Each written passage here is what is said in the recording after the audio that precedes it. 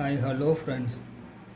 இன்றைக்கி நம்ம வெண்டைக்காய் பொரியல் நல்ல ஒரு சூப்பரான டேஸ்ட்டாக சிம்பிளாக எப்படி பண்ணுறதுன்னு பார்க்க போகிறோம்.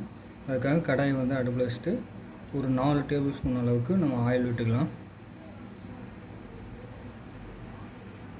பாருங்கள், ஆயில் எண்ணெய் சூடானதும் கடுகு ஒரு 1/4 டேபிள் ஸ்பூனுக்கு ஆட் பண்ணிக்கலாம்.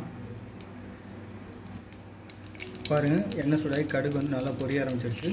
இந்த டைமில் கடலைப்பருப்பு ஒரு 1/4 டேபிள் ஸ்பூன் வச்சுருக்கேன், அதை சேர்த்துக்கலாம். அது கூட உளுந்து பருப்பு ஒரு 1/4 டேபிள் ஸ்பூன் அதையும் சேர்த்துக்கலாம். பாருங்கள், எல்லாம் நல்லா பொரியுது. கூடவே ஒரு 6 பூண்டு பல் இடித்து வச்சுருக்கேன். பூண்டு இடித்து போட்டுக்கிட்டிங்கன்னா நல்லா மணமாக இருக்கும். நம்ம ஆட்டோமேட்டிக்காக செய்கிறதுலேயே டேஸ்ட்டு வந்துடும். பூண்டு எதுக்குன்னா மணம் நல்லா ஒரு வாசனையாக இருக்கும். கிண்டி விட்டாச்சு. இப்போ மிளகாய் ஒரு 3 மிளகா 2 மிளகா வச்சுருக்கேன், அதையும் ஆட் பண்ணிக்கலாம். பாருங்கள், மிளகாய் போட்டு நல்லா பொரிஞ்சதும் கூடவே வெட்டி வச்சுருக்கேன் நறுக்கி வச்சுருக்க வெண்டைக்காயை சேர்த்துக்கலாம். வெண்டைக்காய் சேர்த்துட்டு ஒரு 2 நிமிஷத்துக்கு இதுலேயே நல்லா வதக்கி விடலாம்.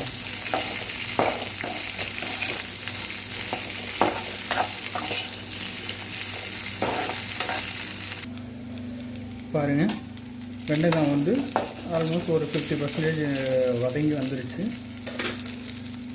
இந்த டைமில் ஒரு 1/4 டேபிள் ஸ்பூனுக்கு நம்ம மல்லித்தூள் ஆட் பண்ணிக்கலாம்.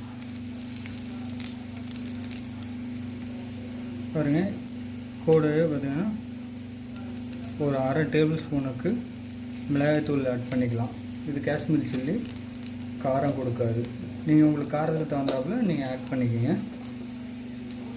அது கூடவே ஒரு 1/4 டேபிள் ஸ்பூனுக்கு மஞ்சத்தூள் ஆட் பண்ணிக்கலாம்.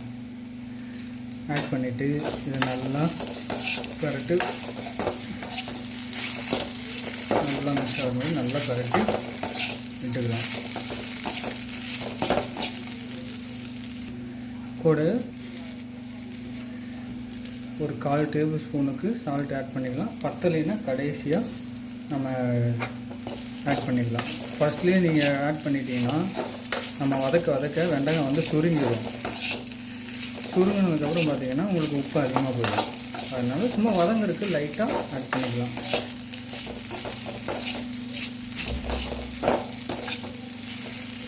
பாருங்கள், போட்டுக்கு மிக்ஸ் பண்ணி கிளறி விட்டதும் ஒரு சும்மா லைட்டாக ஒரு 4 டேபிள் ஸ்பூனுக்கு தண்ணி ஆட் பண்ணிக்கலாம். ஏன்னா ட்ரை ஆகி வெண்டைக்காய் விரைச்சிக்கும்.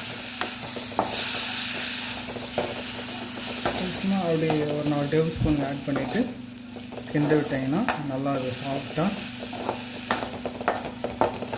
வெந்தும் வந்துடும். வெண்டைக்காய் அடிக்கடி உணவில் சேர்த்துக்கிட்டிங்கன்னா, அதாவது வாரத்துக்கு ஒரு 2 டைம் 3 டைம் சேர்த்துக்கிட்டிங்கன்னா உங்களுடைய இடுப்பு வலி, முதுகு வலி, இந்த எலும்போட ஜாயிண்ட்லாம் பார்த்தீங்கன்னா இந்த கிராக்குன்னு ஒரு சவுண்டு வரும். அந்த மாதிரி சவுண்டு, அப்புறம் ஜாயிண்டில் வலி வர்றது, இதெல்லாம் வரவே வராது. சின்ன குழந்தைங்களாம் சாப்பிடலன்னு வச்சிங்களேன், உணவில் நீங்கள் சமைச்சு சின்ன குழந்தைங்களுக்கு இது சாப்பிட்டு தான் ஆகணும் அப்படின்னு சொல்லி எதையாவது சொல்லி நீங்கள் திணிச்சு விட்டுருங்க. ஏன்னா இந்த டைமில் அவங்க சாப்பிடாம அடம் பிடிச்சாங்கன்னா அவங்க வளர்ந்ததுக்கப்புறம் வரக்கூடிய ஜாயிண்ட் பெயின், இடுப்பு வலி இதெல்லாம் வரவே வராது. பாருங்கள், இது ஒரு 1 நிமிஷத்துக்கு நல்லா வதங்கி வரட்டும்.